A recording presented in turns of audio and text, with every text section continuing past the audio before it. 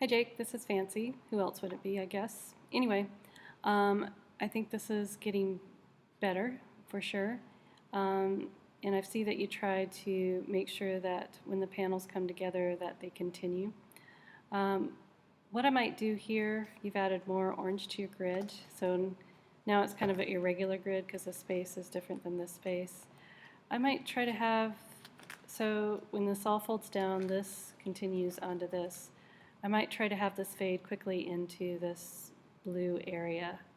So the same for all of these, I think. Any kind of continuation that breaks up, these larger square areas. So for this one, which continues here, I might have it continue under this one. So just pick it up here and quickly fade into this background area here. So this one continues down here. Same kind of thing, let it quickly fade into the background. And this one continues here. I'm glad that it's going under here, so again, kind of let it fade into the background.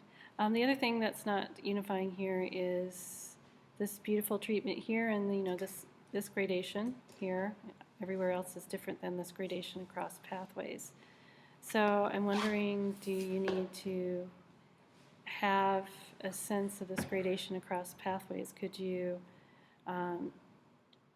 maybe have the hub here and then have it kind of gradate across the pathways a few and then kind of fade into what you have already?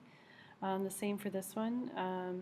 Perhaps you could let it kind of start to break up in this area. I would immediately do a save as and save this one as it is and just start on a second variation to see if we can get some of these visual issues worked out. This one's starting to get kind of a hard line here, right? Where these other ones are kind of more just gradating. And this one kind of forms a harder edge. So you could try to have a combination of gradating across paths and then have those pathways break up in the gradation, like here.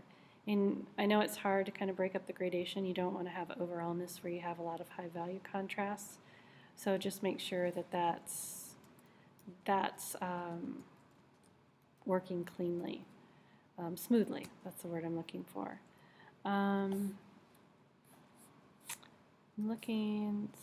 I'm a little unclear about what's happening in this area here.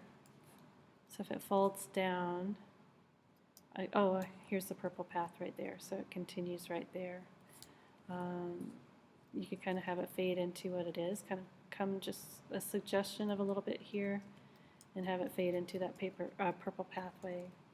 So think about kind of integrating these purple paths into the background, and then hopefully you can avoid having figures on a ground.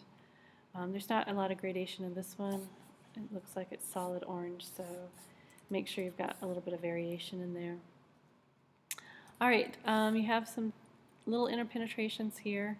Because these shapes are so small, I might try to combine triangles into some kind of unique shape to make these more noticeable.